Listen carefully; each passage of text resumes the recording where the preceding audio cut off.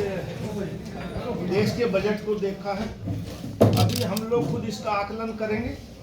अभी इतना एकदम सुनने में समझने में एकदम थोड़ा सा समय लगेगा। 2-3 दिन के बाद मैं फिर प्रेस कॉन्फ्रेंस करूंगा, इसका आकलन लेंगे। और हरियाणा का बजट भी तकरीबन हमारे इसी महीने में, फरवरी के महीने में आएगा।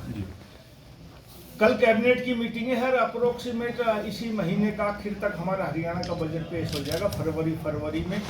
मैं उद्योग मंत्री हूँ और उद्योग मंत्री के नाते ये कह सकता हूँ कि 2024-25 का जो बजट आया था उसमें 125% की बढ़ोतरी की थी।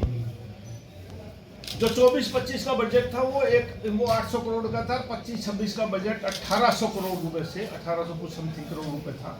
माननीय मुख्यमंत्री नायब सैनी जी ने बहुत उद्योगों को प्रोत्साहन दिया। आने वाले बजट में भी, क्योंकि विकसित राष्ट्र बनाने का मोदी जी का सपना है कि 100 साल जब भारत की आज़ादी हो जाए तो भारत विकसित राष्ट्र में शामिल हो।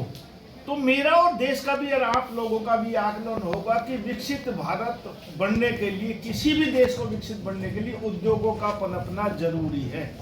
अकेले हम कृषि प्रधान देश से विकसित नहीं बन सकते, तो इसलिए उद्योगों को पनपाना जरूरी है। और उद्योगों में इंसेंटिव और सब्सिडी और नया बच्चों को प्रोत्साहन देना, नया इनोवेटिव लागू करना और MSME को प्रोत्साहन देना, आम रोजगार मिले, आम बच्चों को प्रोत्साहन मिले, ऐसी योजना इस 2026 के बजट में लाएंगे।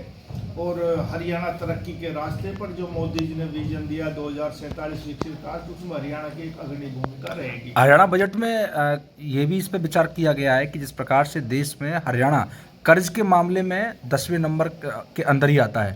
देखो, कहने के लिए ये अपोजिशन का मुद्दा है जी। आप कभी भी देख लो, सामाजिक जीवन में, प्रदेश स्तरीय जीवन पर, राष्ट्रीय स्तरीय जीवन पर देख लो आप, कर्ज भी उसको मिलता है जिसकी साख होती है कहीं भी। तो ये कहने की बात है हम उतना कर्ज नहीं ले पा रहे जितना हम ले सकते, इससे भी ज्यादा हम कर्ज ले सकते हैं। लेकिन हरियाणा की GDP, हरियाणा की प्रति व्यक्ति आय आज भी और प्रदेशों से बहुत अच्छी है।